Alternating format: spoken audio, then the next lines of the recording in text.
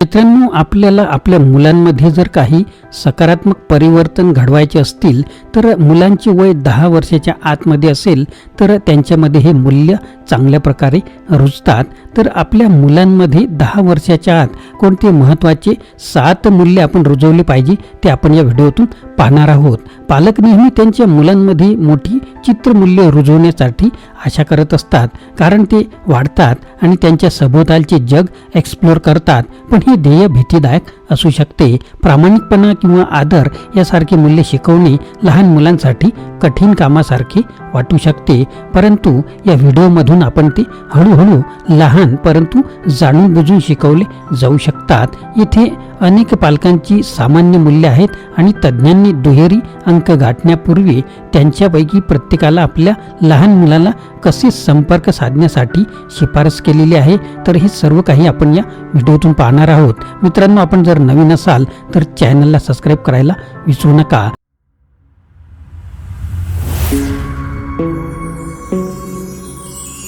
नमस्कार मित्रांनो, माझे नाव आनंद आहे आणि मराठी आनंद यूट्यूब चॅनलमध्ये आपणा सर्वांचे स्वागत आहे. पहिला मूल्य आहे प्रामाणिकपणा. मूल्य आत्मसात करताना मुले सामान्यतः जे अनुभवतात त्याद्वारे शिकतात. याचा अर्थ असा की तुमच्या मुलांमध्ये सत्यवादी स्वभाव विकसित करण्यासाठी तुमची सर्वोत्तम युक्ती ही आहे की तुम्ही शक्य तितक्या प्रामाणिकपणाचे मॉडेल बनवा. मॉडेलिंग मूल्यांशी तुलना करण्यासारखे काही नाही. जर ते पालकांना लोकांशी प्रामाणिकपणे वागताना, लोकांशी सन्मानाने वागताना दिसले तर तुम्ही देऊ शकता हा सर्वोत्तम धडा आहे. अगदी लहान वयातही मुलं तुमच्या कृती स्पंजाप्रमाणे शोषून घेत असतात. म्हणून आत्मविश्वासाने बोललेले प्रत्येक पांढरे खोटे प्रामाणिकपणाची कमतरता भरून काढू शकते. सत्य बोलणे कधीकधी अस्वस्थ परिस्थिती किंवा संभाषणांना कारणीभूत ठरू शकते. हे आपल्या मुलास हे मूल्य शिकवण्याच्या मुद्द्याचा एक भाग आहे. प्रामाणिकपणा नेहमी सोपा नसतो, परंतु त्रास सहन करावा लागतो. प्रामाणिकपणाबद्दल बोलून आणि जेव्हा तुमचे मूल प्रामाणिक असेल, विशेषतः जेव्हा ते कठीण असेल, तेव्हा प्रशंसा करून तुमच्या मुलांना सत्य सांगणे महत्त्वाचे आहे यावर जोर देण्याची खात्री सुद्धा करा. लहान मुलांमध्ये, विशेषतः लहान मुलांसाठी खोटे बोलणे हा एक सामान्य मार्ग असू शकतो, ज्याने त्यांना वाईट आहे हे माहीत असलेल्या वागणुकीसाठी शिक्षा टाळण्याचा प्रयत्न केला जातो. खोटे बोलल्यानंतर त्यांना सत्य बोलण्याची संधी देऊन शांतपणे या संभाषणाकडे जाणे महत्त्वाचे आहे. जर ती त्यांच्या कृतीचे मालक असतील तर तुम्ही त्यांच्या प्रामाणिकपणाबद्दल शाब्दिक कौतुक करून हे मूल्य आणखी मजबूत करू शकता. जरी तुम्हाला चुकीच्या कृत्यांचे परिणाम बाहेर काढावे लागतील तरी सुद्धा. दुसरं मूल्य आहे जबाबदारी. उत्तरदायित्व हे मुलांसाठी शिकवण्यासाठी एक महत्त्वाचे मूल्य आहे, कारण ते दैनंदिन जीवनात त्यांनी कसे वागावे याची अपेक्षा निर्धारित करते. पालकांचा त्यांच्या मुलांशी त्यांच्या वागणुकीबद्दल एक न बोललेला करार असतो. मुलांना वेळेआधी हे माहीत असणे महत्त्वाचे आहे की त्यांनी नियम मोडले तर त्याचे परिणाम काय होतील. जबाबदारी पालक मुलाच्या नातेसंबंधात मुळे शोधते, परंतु त्याची खरी परीक्षा शालेय वयात सुरू होत असते, जेव्हा मुलांनी त्यांच्या कृतीवर पालकांनी नेहमी मार्गदर्शन न करता मालकी घेतली पाहिजे. जेव्हा हे संक्रमण घडते, लॉरेन फोर्ड म्हणतात की मूल्य शिकवणे ही मूल्य शिकवण्यासाठीची केवळ योग्य आणि चुकीची अपेक्षा ठेवण्यापेक्षा अधिक जटिल बनते.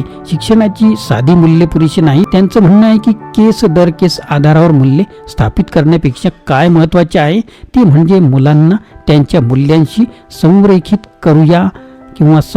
करून समस्या निराकरण कसे करावे हे शिकवणे. नैतिक तर्क यासारख्या संकल्पना किंवा तुमच्या कौटुंबिक मूल्यांच्या विरोधात असलेल्या नैतिक दुविधाचा सामना करताना काय केले पाहिजे लहान मुलांसाठी थोडे गुंतागुंतीचे वाटू शकते.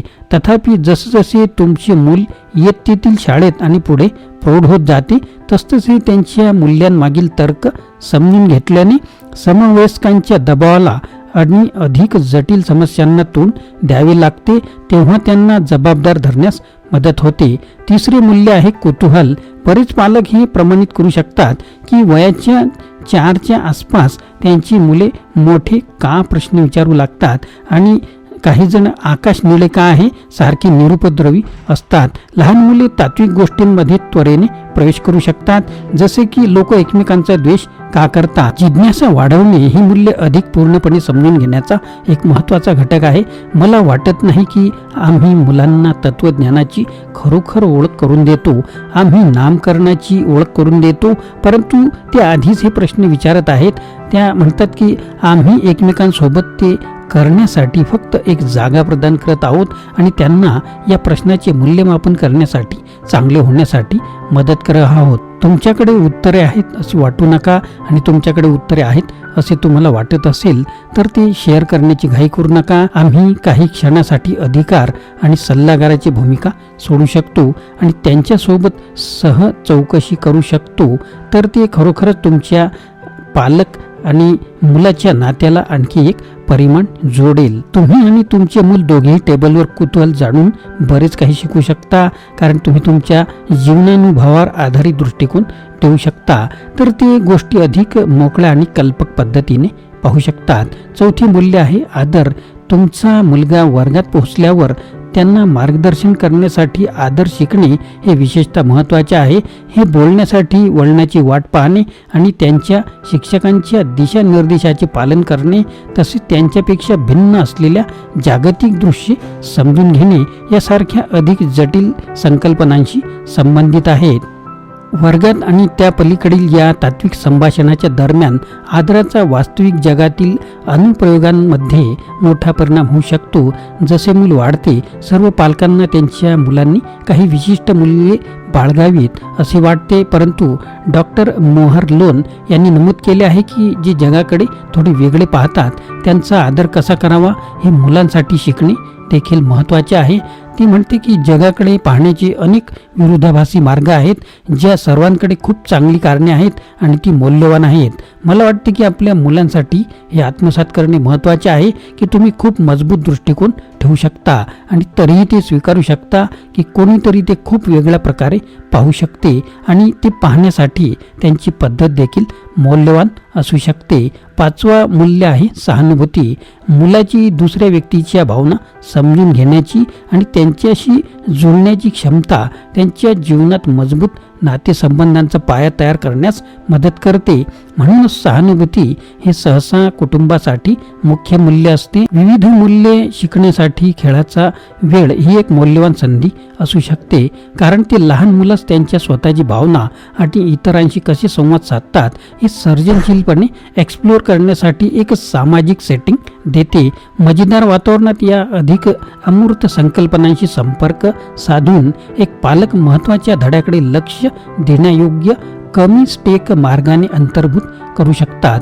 तिच्या मुलाबद्दल सहानुभूतीची संकल्पना मांडण्याच्या प्रयत्नात डॉक्टर फोर्ड त्याला स्वारी म्हणण्याची मागणी करत नाही, तर ती त्याला मार्गदर्शन करते की त्याच्या कृतीचा इतर कोणावर तरी परिणाम झाला आहे. जेव्हा मूल मोठे होते आणि मित्र बनते तेव्हाच सहानुभूती अधिक महत्त्वाची बनते. इतरांशी नातेसंबंध निर्माण करण्यापलीकडे हे मूल्य विवाद निराकरणात योगदान देते. दुसऱ्याची बाजू पाहण्यात आणि त्यावर तोडगा काढण्यात सक्षम असणे.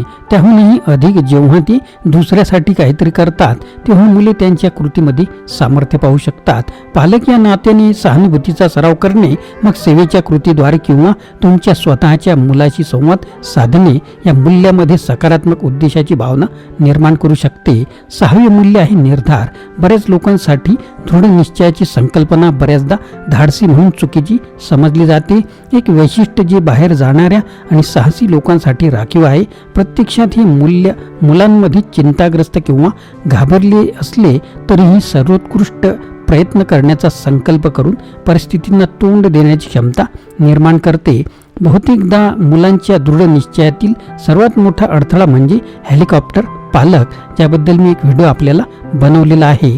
तज्ज्ञ म्हणतात तुमच्या मुलाला यशस्वी होण्यासाठी तुम्ही तुमच्या सामर्थ्याने सर्व काही करत असल्यास जेव्हा ते संघर्ष किंवा अपयशी ठरतात तेव्हा ते शिकू शकणारे धडे तुम्ही अजाणतेपणे त्याग करता. समस्यांमधून काम केल्यामुळे आणि अपयशाची कबुली देऊन दृढ निश्चय वाढतो, कारण या अनुभवांमुळे मुलाला त्याच्या कृतीवर मालकी मिळू शकते आणि भविष्यात यशस्वी होण्याची किंवा अधिक चांगली कामगिरी करण्याची वृत्ती निर्माण होते. स्वतःची भावना, ज्यामध्ये तुम्ही स्वतःच्या कृतीसाठी जबाबदार आहात आणि तुम्ही यशस्वी होण्यास सक्षम आहात हे जीवनासाठी महत्त्वाचे आहे. तुमचे पालक तुमच्यासाठी ते करतात तेव्हाच तुम्ही हे करू शकता असे तुम्हाला वाटत असल्यास ते नंतर प्रौढत्वात दिसून येईल. अपयशातून दृढनिश्चय तयार केला जात असला तरी हे मूल्य प्रस्थापित करताना शिस्त आणि प्रशंसा यांच्यात संतुलन शोधणे महत्त्वाचे असते. प्रत्येक प्रयत्न पुरेसा प्रशंसेस पात्र नसल्यास सुधारणेला वाव आपल्याला चालू सपोर्टचा फायदा होऊ शकतो. जरी त्यात सौम्य अभिप्राय असला तरी सुद्धा शेवटचे मूल्य आहे संप्रेषण उघडा. पालक या नात्याने तुम्ही तुमच्या कुटुंबात सर्वात महत्त्वाचे मूल्य जोपासू शकता ते म्हणजे मुक्त संवाद. हे मुलाला त्यांची इच्छा, गरजा आणि चिंता उत्पादक रीतीने मुक्तपणे व्यक्त करण्यास तसेच पालक म्हणून तुमच्याशी मजबूत नातेसंबंध निर्माण करण्यास अनुमती देते. डॉक्टर मनोहर लोन यांना ही बाब तिच्या 3 मुलांचे संगोपन करत असल्याचे आढळले, जे आता त्यांच्या 20व्या वर्षी आहेत. अधिक तात्विक संकल्पनांसाठी संभाषण उघडण्यात तिला विशेषतः मोलाचे वाटले. आम्ही आयुष्याच्या सुरुवातीच्या काळात केलेल्या त्या सर्व संभाषणामुळे आमच्यामध्ये हा परस्पर आदर आणि मोकळेपणा आहे जो नेहमीच खरा ठरला आहे, अगदी त्या खडतर किशोरावस्थेतही, असे त्या म्हणाल्या. जरी एखादे मूल लाजाळू असले तरी घरी प्रभावी संवादाचे मूल्यवान असल्याने त्याला इयत्तेच्या शाळेत आणि पुढे यश मिळू शकते.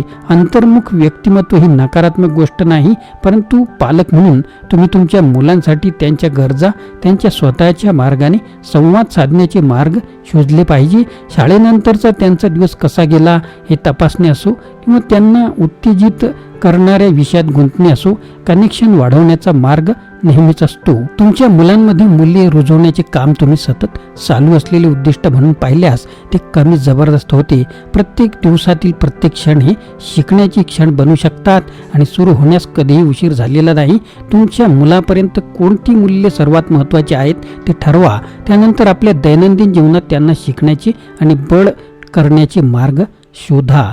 पुरेशा सरावाने, स्तुतीने आणि प्रोत्साहनाने तुमची कौटुंबिक मूल्ये लवकरच तुमच्यासाठी आणि तुमच्या मुलांसाठी दुसरा स्वभाव बनतील. हा व्हिडिओ आपल्याला कसा वाटला नक्कीच कमेंट बॉक्समध्ये कळवा. पुन्हा भेटूया अशाच प्रकारच्या नवीन व्हिडिओमध्ये. मित्रांनो, आपल्याला व्हिडिओ आवडल्यास लाईक करा, शेअर करा, सबस्क्राईब करा.